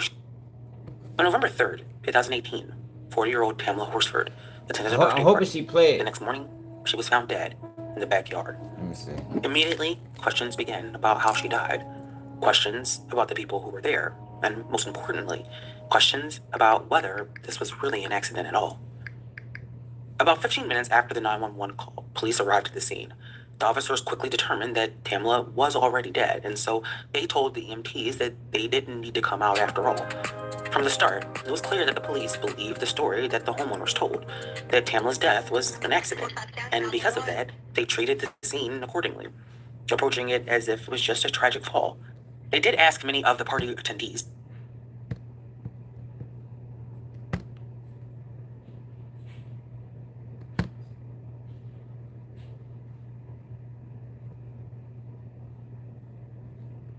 I already paid a 911 call because I gotta go to bed, y'all.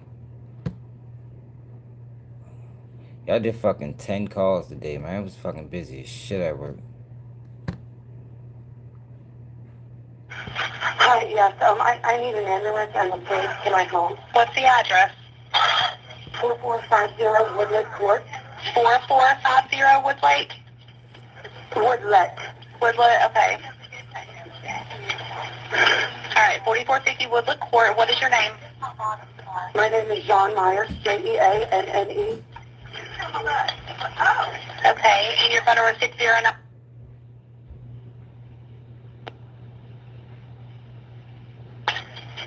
Yes. Okay, what's going on? We had people over last night. We were drinking. Most of us went to bed. One of them stayed on the balcony. She was drinking, and we just went outside, and she's laying face down in the backyard. It looks like I'm guessing maybe she fell off the balcony, but she's stiff. Okay, is she breathing? I don't know if she's face down. Okay. How old is she? 41. Here, hold on. Hey, this is Jose. Hey, have y'all checked to see if she's breathing? She's not moving one bit. She's not breathing. I just try to assess her, touch her. She's completely face down in the yard.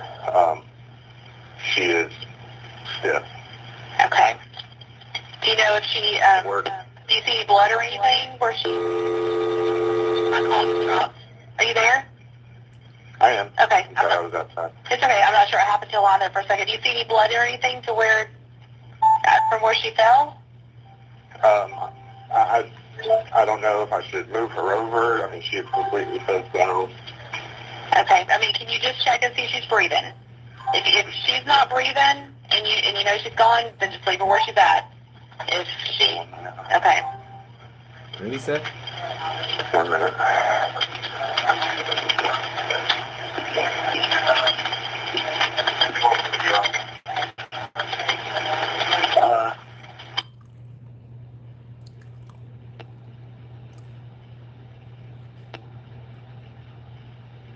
Fucking muted the bitch.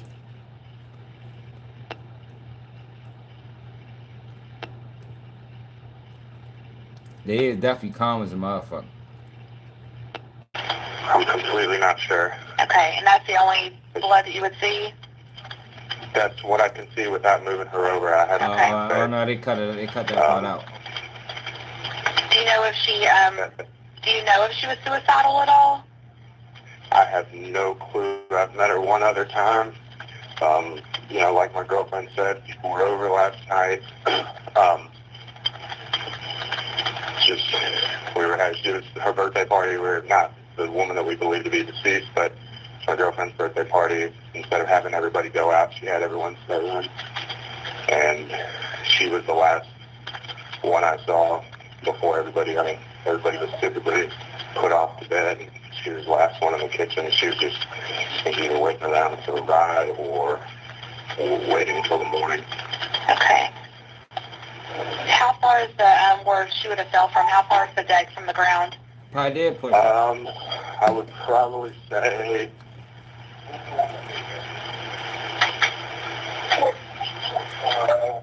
maybe 20 feet.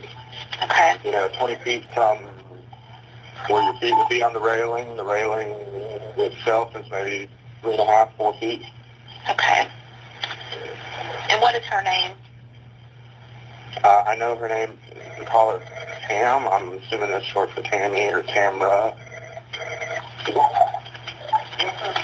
Was she there with anyone else?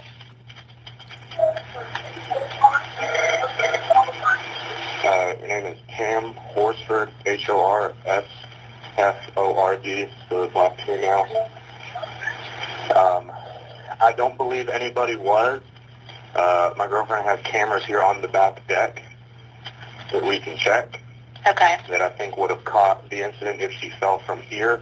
Again, What happened with the camera? I don't know.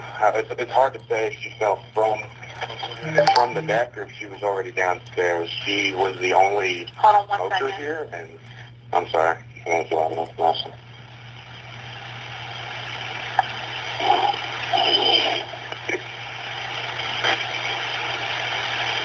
Okay, I'm so sorry about that. So you think she's possibly out there smoking? Yeah, she was the only smoker, and I'm on the back deck right now, and cigarettes, lighter, that type of thing are out here. I'm just trying to see where the kind came from. Okay. All right. Are all the people that were there last night, are they still at your house?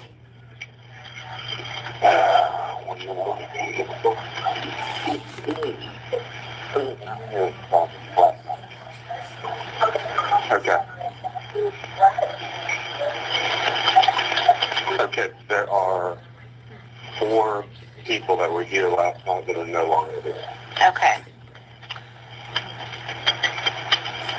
And they just left this morning, or they leave last night? Do you know roughly what time each of them left? Like, I'm assuming.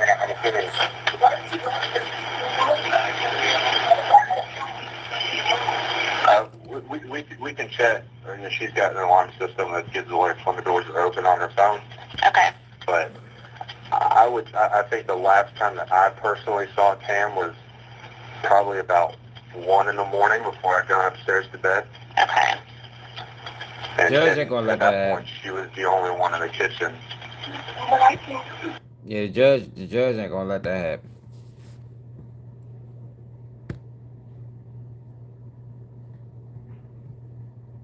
Yeah, judge, they trying too hard. They gonna let fucking their case up. Judge ain't gonna let them use them statements. How you gonna use them statements he ain't testifying to?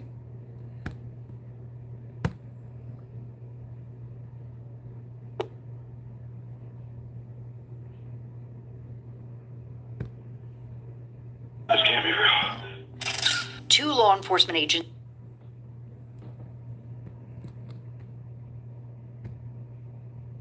So they said the family got an independent autopsy.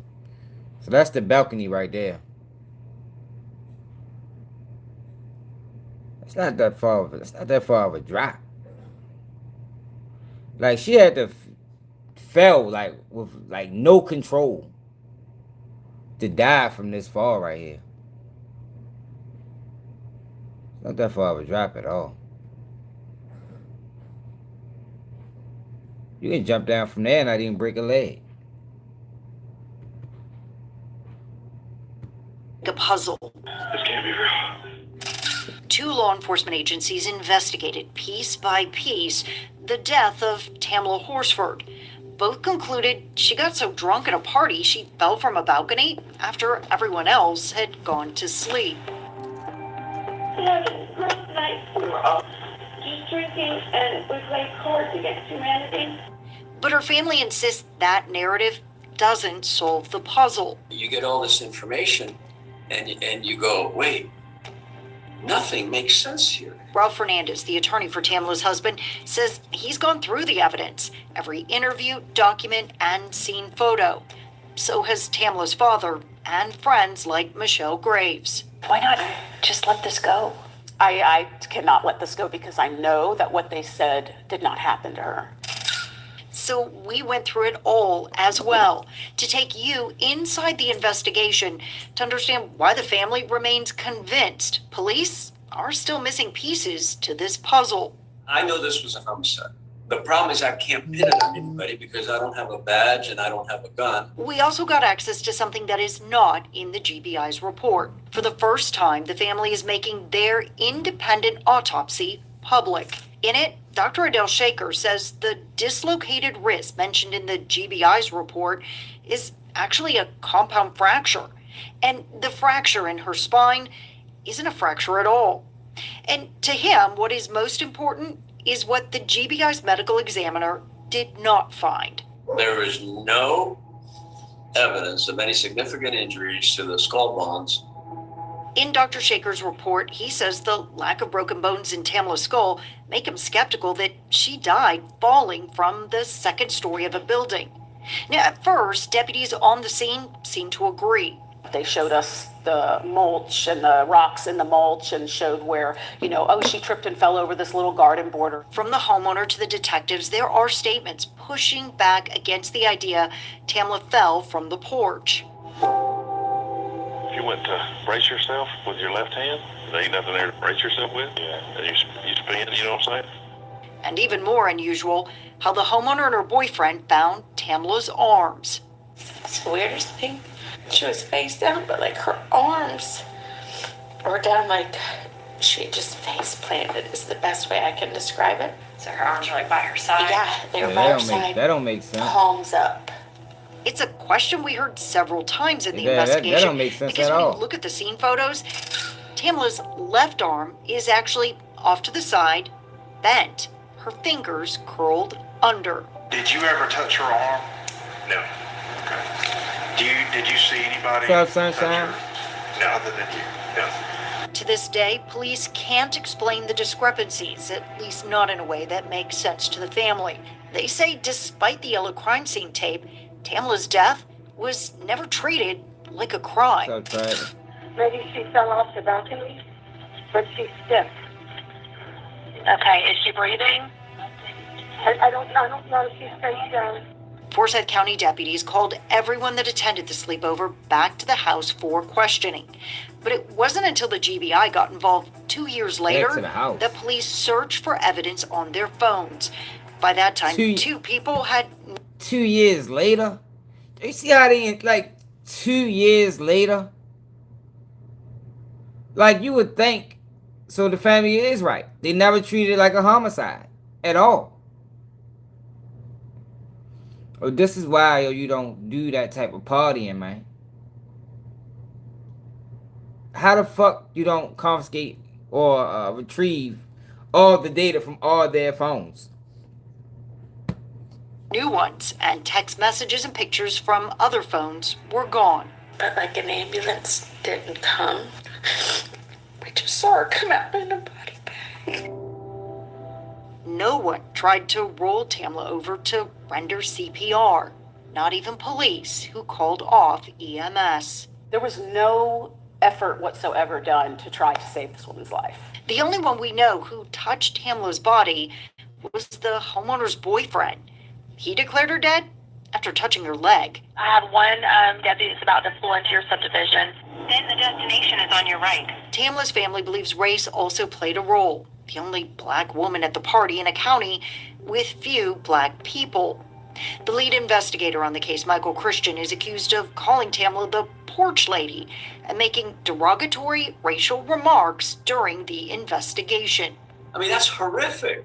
In the racist, bigoted, sarcastic, funny way of this sick son of... On top of that, some of the responding officers knew the people at the party. The man on that 911 call was a former probation officer who, at the time, worked in the county's court system. Oh, shit. And another woman worked with an officer's wife. I'm sure you're good because her boss is my wife. So, well, then you're more than good. What the fuck? In the recordings, we heard police tell the family that when the investigation is complete, they can access all of the records and the pieces will finally fit. But they don't. Legally, this case is just beginning as far as I'm concerned. I haven't been able to grieve her because I've been trying to fight for her justice for 3 years. I have to know the truth. Yeah, that's crazy. That's what I'm saying. That's why it's important to know these stories, man. You got to be aware of what's going on out here, man. One of the worst mistakes I think a lot of black people make that move up in, I guess, economic status is they start forgetting. Right. So, I mean, it was very... They start living in a bubble. They Carmelo Anthony family lived in a bubble. Till they realized that, yo, you ain't part of that bubble, bro. It don't matter how far you get financing. Now these Stephen A. Smith type niggas, same way. Low. But it keeps me still coherent enough for, in a case of emergency, something happens. Sure. I got my faculties about me. So there's somebody named Bridget Fuller. She was a attendee. Saver type of person. Yeah, straight up. I don't care about a whole lot of people, but the ones that I do care about, I want to take good care of. That was the second time that I had met Tam. The first time was the weekend before for pumpkin carving. What year was that? Her kids thought it was awesome because I got to use power tools. I had a saw go on the top of that saw, get that lid off, and stick this thing on the drill, and it goes, and all the guts, so it makes it super. And insisted that she was ready to put her pajamas on. So she put her pajamas on. They made drinks, made complete asses of themselves dancing. Jose sat back with his camera making it look like he was doing something when he was really recording it. It was very embarrassing for them, not me. And of course, Tam knows that I'm in a shell. I haven't quite warmed up yet. So, in her little stupor she was in, she's like, oh, there is no hiding. So she comes and she plops on top of me. Yeah. Meanwhile I'm holding this bottle and I'm like, I don't want to spill this on Sean's I don't do that shit furniture. either, bro. So Jose's beside me and I'm like, dude, can you take this? Can you take this? I think that picture's even in there. And, and she's all lovey, and she's a very sweet person. Some of it could be bought out by alcohol, maybe some pot. I don't know any other extracurricular activities. None of my business. Don't push it on me. I have nothing to say about what you do. But I have my lines. And, fuck that mean? Just as happy as could be. And then people started leaving. Nicole left. She had to go take care of her puppy. Sarah left. Same ordeal. Take care of her puppy. Stacy and Tom stayed. They went up and I think they stayed in Reese's room. And Paula went up and stayed in Emma's room. So, we were having the adults. I don't know if she wakes, she calm as a bitch. I wish I knew the date. Like, how far after her death was this interview? And I'm like, now take your ass in the house and finish. Remember crap. And she was part of the reason that pushed me over my edge. Possibly been shut. Sure. And then I guess it was like, 157-ish area. The back door opened, closed, the back door opened again, but then it never fully closed. This is what you're telling me that you heard from someone else because you already left. Yes. About 5 years ago. Several of them collaborated in the fact that whenever they came upstairs, the patio door was a little cracked, which could have possibly been shut, just not latched, and the wind blew it open some. That's it. And But now when you left, Tam was the only one still up and moving. it was Tam and me. That was it. That was everybody. Marcy took the inebriated Jen because Jen doesn't remember crap. And she was part of the reason that pushed me over my edge about staying because she's too much. Small doses. Yeah. Break me in small doses. And I'm like, I can't. And I told Tam, I was like, I can't. She's just a little too much for me. She's too needy. I mean, I understand going out having fun. Hold your own. If you can't hold your own, that's time to quit. I don't like to impose my inability to take care of myself on other people. Sure. Okay? So I'm like, she got to be a bit much. She got very high-pitched and screechy, and then she went through the whole, woe is me, everybody likes me, I'm going to eat worms. I'm like, bitch, if you really want to know what it's like to have no one like you, you need to eat worms. You retract that statement real fast. So I'm like, she just played on my nerves to the point where so that was a wild statement. She walked me to the door, gave me kisses, so my DNA will be all over them jammies. Because the woman, I don't know why, but she just felt the need that she needed to kiss me and hug me. And because I'm a socially awkward person, she thought it'd be fun to, while I was sitting there minding my own business, and I was working at this party, mind you. And the picture I've seen, you're there on your laptop. Yeah, but I do it all the time. I mean, I work all weekend, all week. My shit doesn't stop. It Now, does. do I do just it was long telling enough? somebody, like, I No, feel but way do more it. comfortable around So I majority was black sitting there people. doing that and everything, and she goes, I just don't think you're in the full swing of this. And she comes over and she jumps on my lap and she straddles my lap and she goes, you need to relax. Meanwhile, I had a bottle in my hand and I'm like, he just picked up a cigarette and lighter off the wood of a cigarette. But the back door never shut. The cigarette was laying on the decking as far as I know, along with her lighter. That's what she had on that day? And so who told you this? Jose had made a comment that there was, and I did pick the lighters up. I think what happened was when he first walked out, he didn't realize there was any bad things going on. So he just picked up the cigarette and lighter off the wood and put it up on the fireplace. But there's no reason. Right. Just went back in after she walked me out to finish her gumbo, go have a cigarette, and then go to bed. She did have a brief conversation about maybe trying to drive home, and I'm like, Tam, I don't agree with that. Take a few hours, 4 hours or something, lay on the couch, just let your body mend some before you do anything stupid. There's no reason. Right. You made casserole for the kids for in the morning for breakfast. There's no rush. Just sit. Just sit and veg.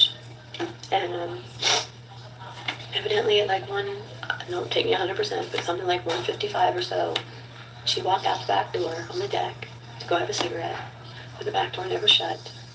The cigarette was laying on the decking as far as I know, along with her lighter. And then there was... And so who told you this?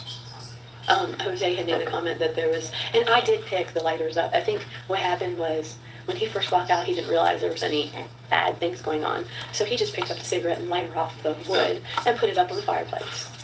And then proceeded to the edge and saw there was a gas propane tank sitting there. What would have possessed her to use as a step stool, I have no idea. Okay. Well, let me redirect you because I'm getting off topic. I need what you know, what you did, not what you heard from other people. What I did was basically about 1:40-ish, a little early 1:40-ish, because he got to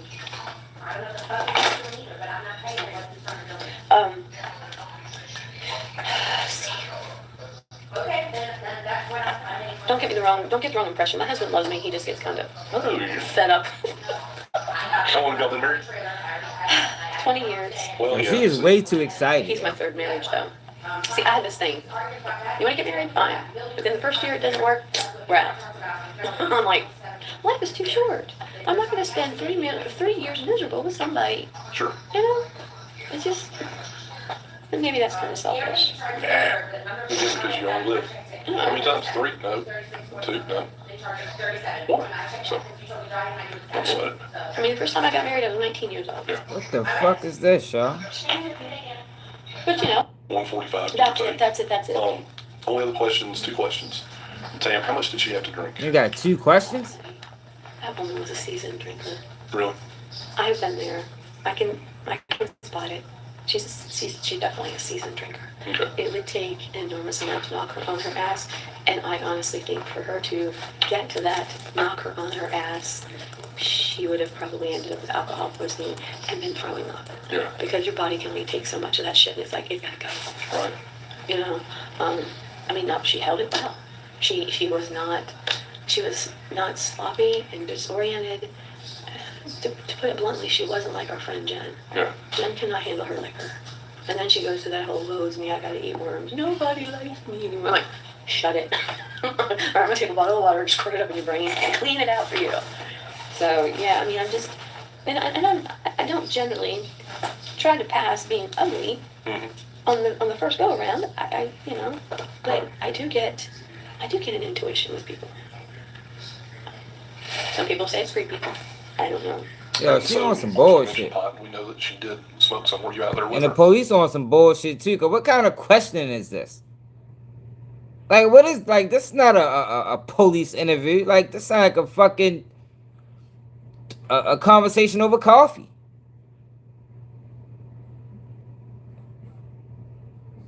Yeah, they bungled this whole investigation, right? You know, she might have had one. That's not something I'm into. Yeah. I have asthma. Not real interested in the whole. Sudden smoke in your No, lungs? and I'm like, you know, yeah, as a teenager, off the record, as a Dial up, teenager, what I it did do? things I probably shouldn't have done. Yeah. You know, all kids do. And you know what I found? It's useless. There is nothing positive that comes from it. Right. And I'm one of those people who have an addictive personality. The very first thing that I could ever see myself having an issue with was alcohol. Yeah. Yeah, why he keep But I can't allowing her to dictate the conversation?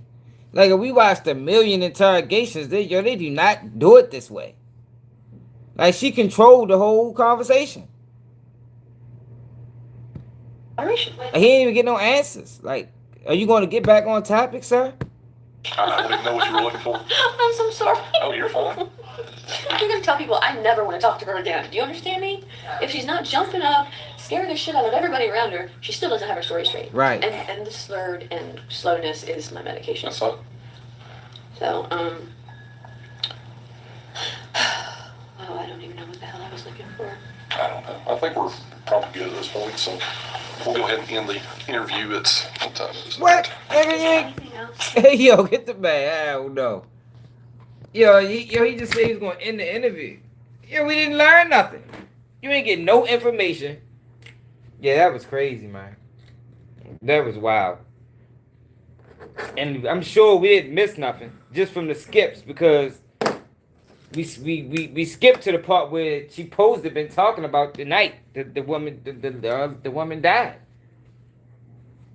Seemed like they ain't even discussed that shit for real. But yeah, y'all, I don't know if we ever gonna get no real answers about Nolen. Based off of history, and you know, prior events with similar circumstances, that shit gonna get ruled fucking suicide or something. Shit crazy. That's why if you got kids, if you live in, if your kids go to a predominantly white school and they got white friends, man, don't let your kids go with them by themselves, man. Straight up. Not just one. Like I said, my kids already know the rules. You going with some white kids, it's y'all both going, or y'all nobody's going. My man Paul said they shouldn't even go at all, even if it is too well. I wouldn't even necessarily say I'm opposed to that. For real. Shit dangerous, y'all. Because if something happened, you know what's gonna happen. Like, you're not gonna get any justice. Not gonna get no justice, man. Straight up. The Fed said they got witnesses protected by the U.S. Marshals because OTF members was threatening. Yeah, we might probably get into that tomorrow. I don't think the judge gonna allow them to use them statements. Like, they couldn't even use them statements against Marley. How the fuck they gonna use it against Dirt? The Feds just putting a whole bunch of fluff and paperwork. They're doing it for the blogs, man. I think with that, I think they know they're not going to use that as evidence. But what's gonna happen is it gets released to the blogs, and you're gonna have a Trenches News or Truth Teller, and, you know, all these people that don't know shit or just working with the feds. They're gonna be pushing a false narrative on them. You know. I gotta work tomorrow, y'all. It's fucking 12:40. God damn, I'm gonna get off at 12 o'clock. But yo, make sure I hit that like button. Make sure you subscribe to the channel if you're new. It's another day. Keep it you need.